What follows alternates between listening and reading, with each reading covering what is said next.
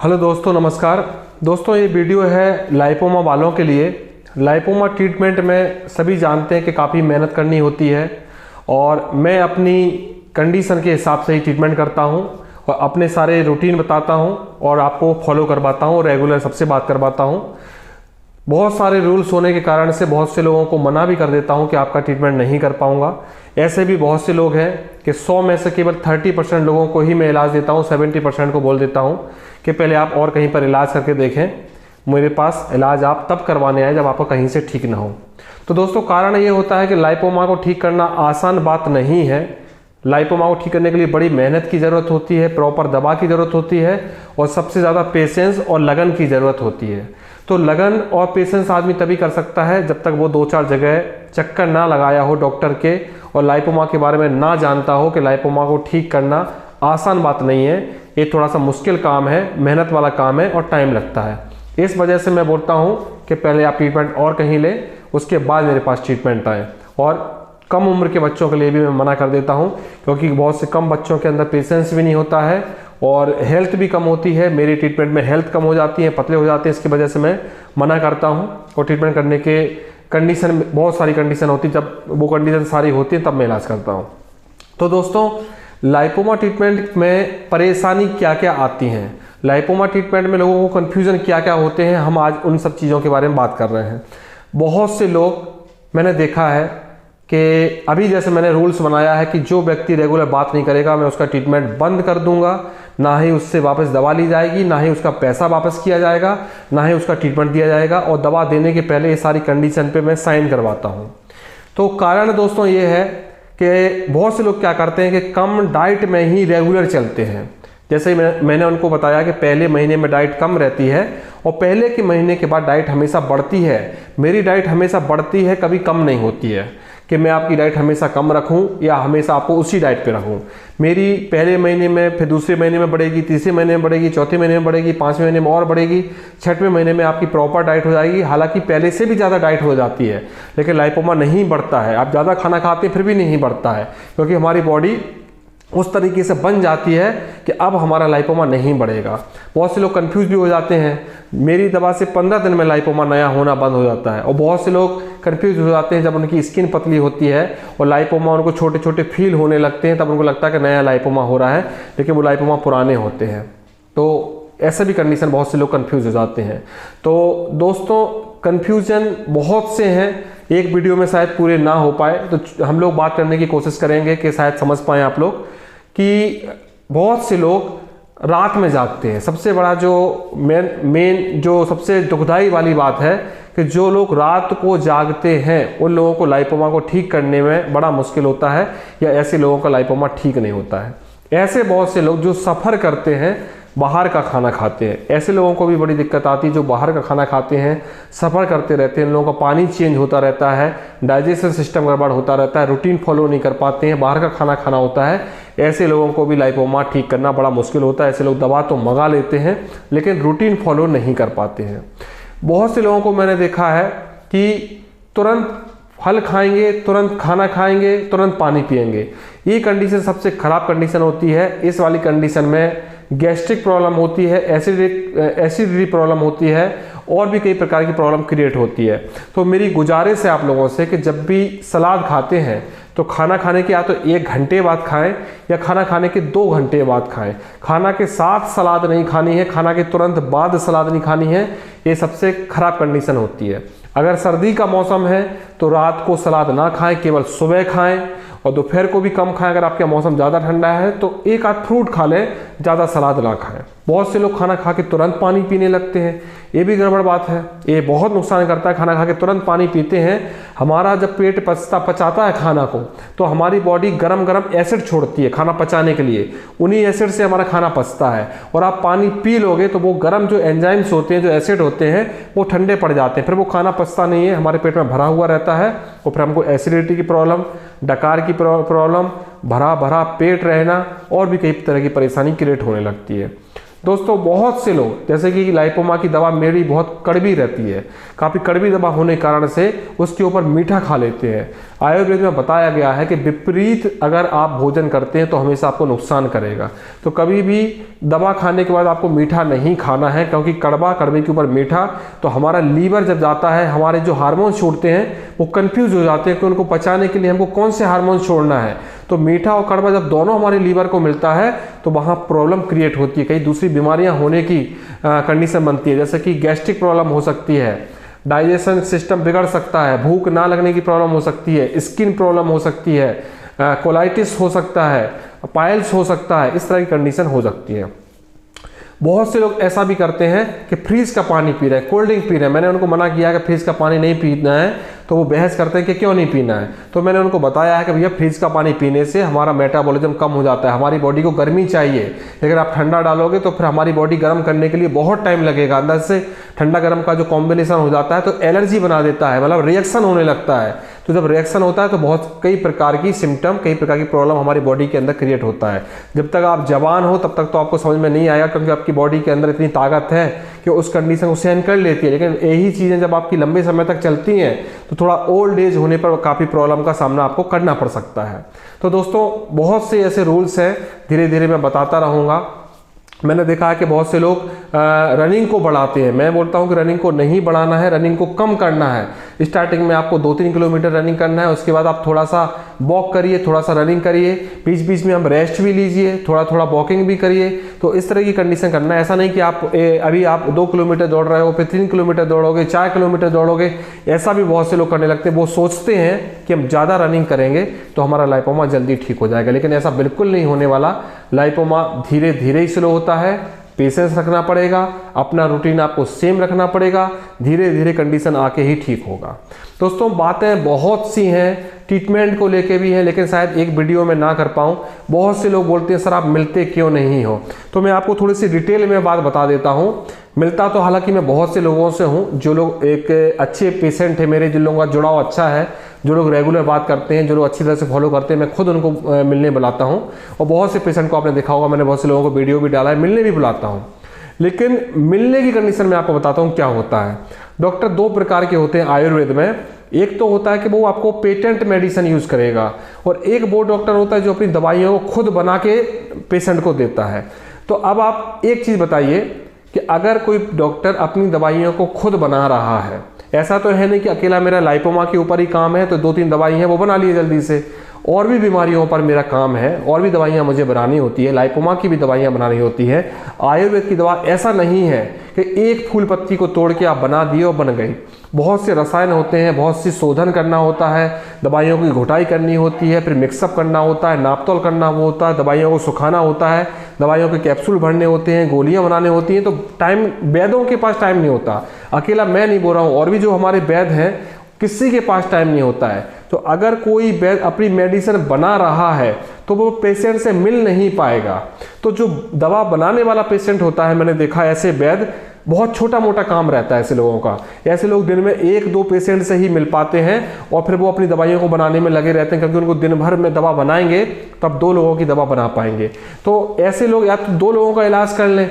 अब इलाज करना है हम लोगों को ज़्यादा लोगों का, तो हमारे पास एक ही ऑप्शन बचता है कि हम व्हाट्सएप पे चैटिंग के माध्यम से बात करें, चैटिंग के माध्यम से समझाएं। अब बात होती है कि आयुर्वेद का इलाज होता है देख रेख में करने वाला। अब हम देख रेख में इलाज कैसे करेंगे, तो देख रेख में इलाज या तो हम कॉलिंग के द्वारा कर सकते हैं या चैटिंग के द्वारा कर सकते हैं। तो हम दिन भर जब चैटिंग करेंगे तो मिलेंगे कब, आप थोड़ा सा समझदारी दिखाइए। अगर मैं मिलूंगा तो चैटिंग नहीं कर पाऊंगा, अगर मैं मिलूंगा तो दवाइयाँ नहीं बना पाऊंगा।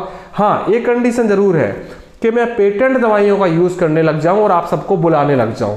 लेकिन बात ये आ जाती है कि लाइपोमा जैसी बीमारी का इलाज मार्केट में है नहीं, प्रॉपर इलाज नहीं है, फिर आप कैसे करोगे? अगर मैं भी कचनार गूगल यूज़ करने लग जाऊं, मैं भी त्रिफला यूज़ करने लग जाऊं, मैं भी वृद्धि वाटिका यूज़ करने लग जाऊं, तो फिर हो गया काम। तो दोस्तों समझिए थोड़ा सा कि अगर मैं पेटेंट दवाइयाँ यूज़ करूंगा तो सभी लोगों से नहीं मिल पाऊंगा।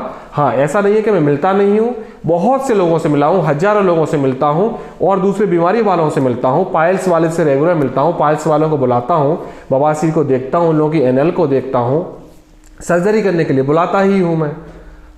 और भी डिसीज़ है, स्किन प्रॉब्लम है, हेयर की प्रॉब्लम है, हेयर का मेरा लंबा चौड़ा काम है, अच्छा काम है मेरा हेयर का, लोग रेगुलर मेरे हेयर के पेशेंट रहते हैं मेरे पास। तो दोस्तों हर चीज़ के लिए मिलना मुश्किल होता है। जो डिसीज़ के लिए हम रेगुलर हमको देख रेख में बात करनी है तो आपको चैटिंग के माध्यम से ही मिलना होगा। हाँ, अगर आप मिलना चाहते हैं तो आप एक अच्छा रिलेशन बनाइए, अपना ऐसी इमेज बनाइए कि मैं आपको खुद बोलूं कि आइए आप कभी मिलिए, समय निकालूंगा मैं आपके लिए। ऐसे बहुत से लोग हैं जो बहुत अच्छे से फॉलो करते हैं, बहुत अच्छे से बात करते हैं, मैं उनको खुद बोलता हूं कि कब आ रहे हो आप बिलासपुर, आप आइए मैं आपसे मिलूंगा। तो बहुत से लोग मिलने के लिए आते हैं। तो दोस्तों ये सब तो खैर बहुत बड़ा टॉपिक है, क्योंकि आयुर्वेद क्या है, आयुर्वेद को समझना बड़ा मुश्किल है, आयुर्वेद में काम किस तरह से होता है आगे चल के, हालांकि मैं ये करने वाला हूँ। तो उसके लिए मुझे अपनी दवाइयों को पेटेंट करवाना पड़ेगा। मैं अपनी दवाइयों को पेटेंट करवाने के लिए लगा हुआ हूँ। जैसे ही मेरी दवा पेटेंट होगी तो मैं पूरा स्टॉक करके अपने पास रखूँगा। 4 महीने में सबसे बात करना बंद कर दूंगा, 4 महीने में दवाइयाँ केवल बनाऊंगा, 4 महीने के बाद वो दवाइयाँ साल भर के लिए स्टॉक करूंगा, फिर आपको बोलूँगा कि आप आ जाइए, अब आप दवा तुरंत ले जाइए। तब तक थोड़ा सा वेट करना होगा, तब तक अपना जो ट्रीटमेंट है वो चैटिंग के माध्यम से चलेगा। हाँ, लेकिन जब ऐसा ट्रीटमेंट शुरू होगा तो फिर देख रेख में ट्रीटमेंट मुझे बंद करना होगा, फिर मैं रेगुलर आप लोगों से चैट नहीं कर पाऊंगा।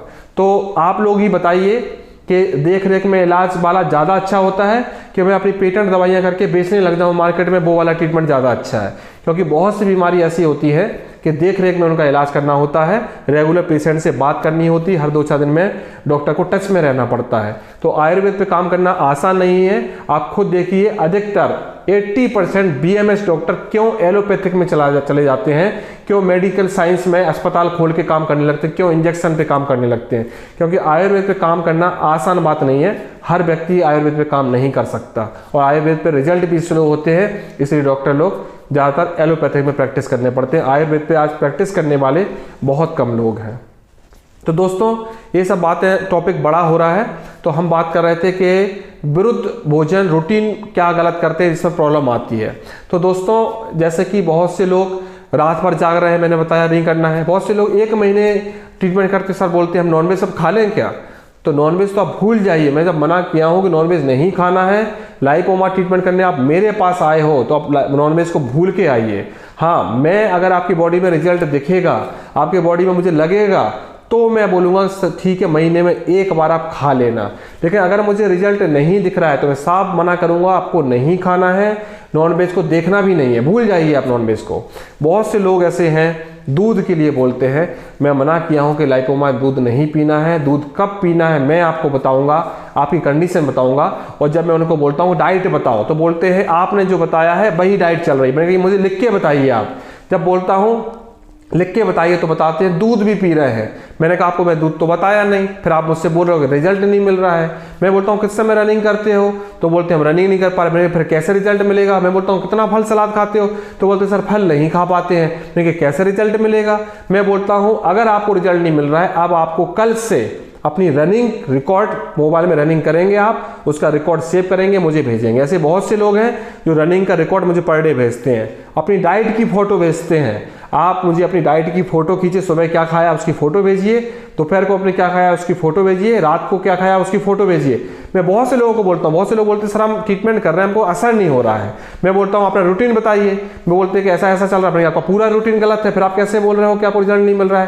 मैंने कहा जिस दिन आप मेरे हिसाब से चलने लग जाओगे और रिजल्ट नहीं मिलेगा तब आप मुझे बात बोलिएगा, क्योंकि हजारों लोगों को मैं ट्रीटमेंट कर रहा हूँ, ठीक कर रहा हूँ, और ठीक किसका होता है वो मुझे पता है।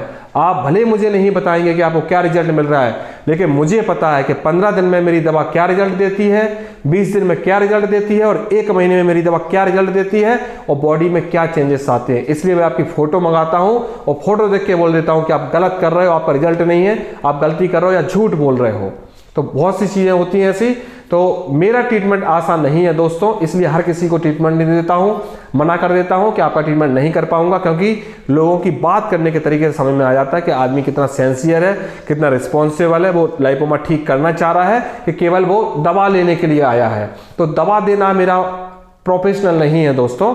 लोगों को ठीक करना मेरा प्रोफेशनल है, कि ठीक होना चाहिए मुझसे। ऐसा नहीं कि दवा बेचने के लिए मैं बैठा हूँ। दवा बेचने के लिए तो हजारों लोग हैं, विदेश से लोग मांगते हैं, विदेशी लोग मेरे पास कितनी दवाइयाँ मांगते हैं, लेकिन विदेशी लोगों को दवा नहीं देता हूँ। क्यों?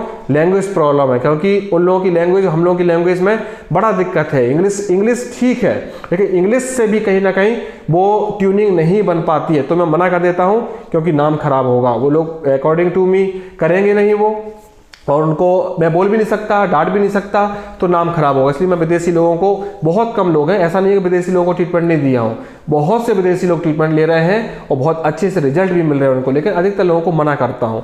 बहुत से अपने लोगों को मना कर देता हूँ कि आपका ट्रीटमेंट नहीं कर पाऊंगा, क्योंकि मैं देखता हूँ कि इसके अंदर कितनी लगन है, ये आदमी कर पाएगा कि नहीं कर पाएगा, कितना सेंसियर है, और जगह ट्रीटमेंट लिया है कि नहीं लिया है। फर्स्ट ट्रीटमेंट तो मैं करता नहीं हूँ, मना कर देता हूँ कि आपको पहला इलाज मैं नहीं देता हूँ, क्योंकि मेरे रूल्स हैं। इतनी सालों से काम कर रहा हूँ, तो होता है ना कि ठोकर खा के इंसान सीखता है, तो सीख गए हैं कि किसी को पहला इलाज नहीं देना है, क्योंकि पहला इलाज किसी को समझ में नहीं आता है। इसलिए 2-3 जगह उसको घूमने दो, उसके बाद ही हम अपना इलाज देंगे, तब वो समझेगा कि हाँ, लाइपोमा को ठीक करना आसान बात नहीं है, और लाइपोमा को ठीक करने के लिए मेहनत करना पड़ता है, और एक ऐसा डॉक्टर चाहिए जो देख रेख में इलाज करे आपका।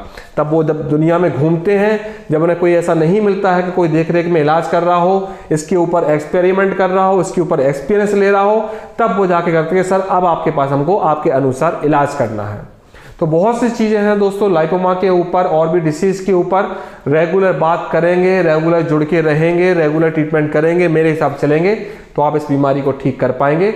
नहीं तो बस केवल बढ़ाते रहो, दवाइयों का यूज़ करते रहो, और अपने आप को कंफ्यूजन में डालते रहो कि लाइपोमा ठीक होता है कि नहीं होता है। बहुत से लोग ऐसे हैं कि जो दवा ले रहे हैं, 1 महीने हो गया, फिर बोलते हैं सर लाइपोमा ठीक हो रहा है कि नहीं हो रहा है। मैं उनसे बोलता हूँ क्यों, मेरी दवा तो 15 दिन में रिजल्ट देती है, आपकी बॉडी में क्या चेंजेस है? पूरा कोई चेंजेस नहीं है। मैं बोलता हूँ फोटो भेजिए, जब मैं उनकी फोटो, पहले की फोटो, रबे की फोटो दिखाता, मैंने सर ये क्या है, तो बोला सर मैं थोड़ा पतला हुआ हूँ, मेरी स्किन पतली हुई है। मैंने कि 15 दिन में इतना ही रिजल्ट मिलता है कि आपकी स्किन पतली होने लगती है, लाइपोमा सॉफ्ट होने लगते हैं, और आपका वजन कम होने लगता है। यही रिजल्ट है। आप क्या सोच रहे हो लाइपोमा की गांठें छोटी होंगी? 15 दिन में गांठें छोटी नहीं होने वाली, आप समझ लीजिए इन चीज़ों को। तो बहुत सी चीज़ें हैं दोस्तों, कुछ कड़वी बातें शायद आपको बुरी लग रही होंगी, लेकिन जो मेरा तरीका है वो मैंने आप लोगों को खुल के बताया है। अगर आपको समझ में आता है आयुर्वेद क्या है, आयुर्वेद में काम कैसे होता है, तभी आप इस चीज़ में आगे बढ़िए। नहीं तो आप केवल दवा लेने के लिए आए हैं तो बिल्कुल मत करिए, केवल आप पैसा खराब करोगे और कुछ नहीं। थैंक यू दोस्तों, नमस्कार।